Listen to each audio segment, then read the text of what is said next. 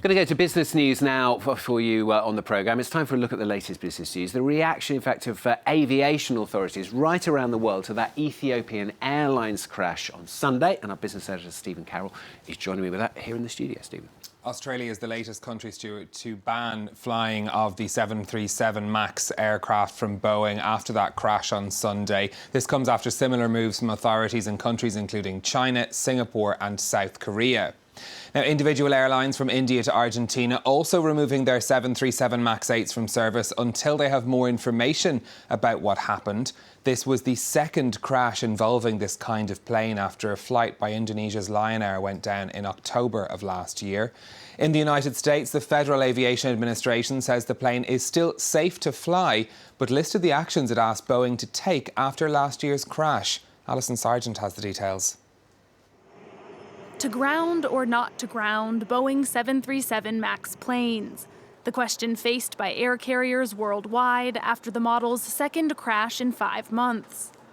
Aviation authorities in China, Indonesia and Singapore, as well as airlines in Ethiopia, Morocco and Brazil, have all stopped flying the planes. While Boeing's major U.S. customers, United, American and Southwest Airlines, all say they have confidence in the plane's safety. If you were a country and you didn't know whether the airlines in your country had received the airworthiness directive, had trained the airworthiness directive, and it was being implemented, that would be a prudent thing to do. The directive in question was issued by the US Federal Aviation Administration following October's crash of a Lion Air flight off the coast of Indonesia. Pilots were found to have struggled with the aircraft's new automated anti-stall technology, which repeatedly pointed the plane downwards. Following Sunday's crash in Ethiopia, the FAA confirmed that the 737 MAX is safe to fly, but reissued their earlier directive, which orders that Boeing update its flight control system by the end of April, make design changes to its flight control system, and update pilot training requirements. While the FAA still trusts the plane's safety, passengers are less sure. U.S. airlines have been receiving calls from travelers wanting to avoid riding in a 737 MAX. The airlines are allowing changes, but charging their full fees for switched flights. The alliance of Renault-Nissan and Mitsubishi has announced a new board that will run the partnership. It'll be led by Renault chairman Jean-Dominique Senard. The CEOs of the three companies will also be represented on the new board, which will meet once a month in Paris or Tokyo. This will replace the two existing alliance structures based in the Netherlands. Meanwhile, the former chairman of Nissan, Carlos Ghosn, says that he's disappointed that he won't be allowed to attend the company's board meeting today. Mr. Ghosn was removed as chairman after his arrest last November on charges of underreporting his salary at the carmaker. He was released on bail of €8 million last week and remains a director of the company.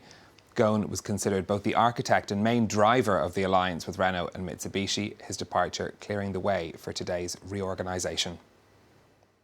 The pound sterling has surged in trading on hopes that the British Prime Minister might be closer to securing support for the withdrawal agreement from the European Union. The pound going almost as high as $1.33 in trading earlier, still up by 0.5% in trading today, and pound also trading for €1.17 too. Now, if we take a look at how sterling has evolved since the 2016 referendum, it was close to $1.50 at the time of the vote, but plunged dramatically, as we know, immediately afterwards. And really, sterling has been following all of the twists and turns of these negotiations.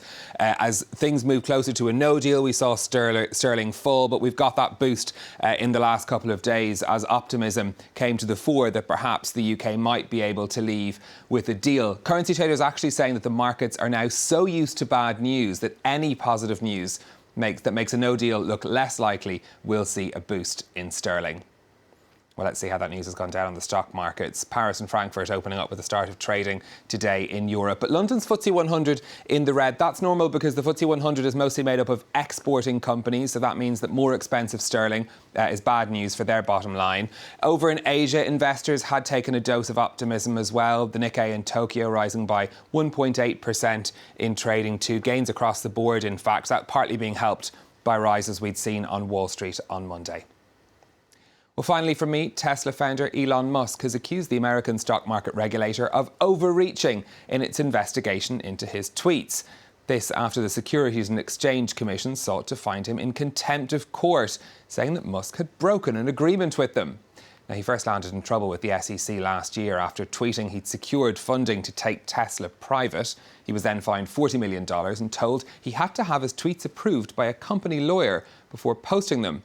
But then last month, I should say, he tweeted incorrect figures about how many cars Tesla was making.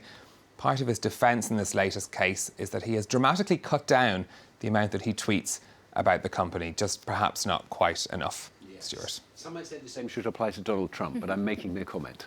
No comment. Thank you very much, Stephen Carroll.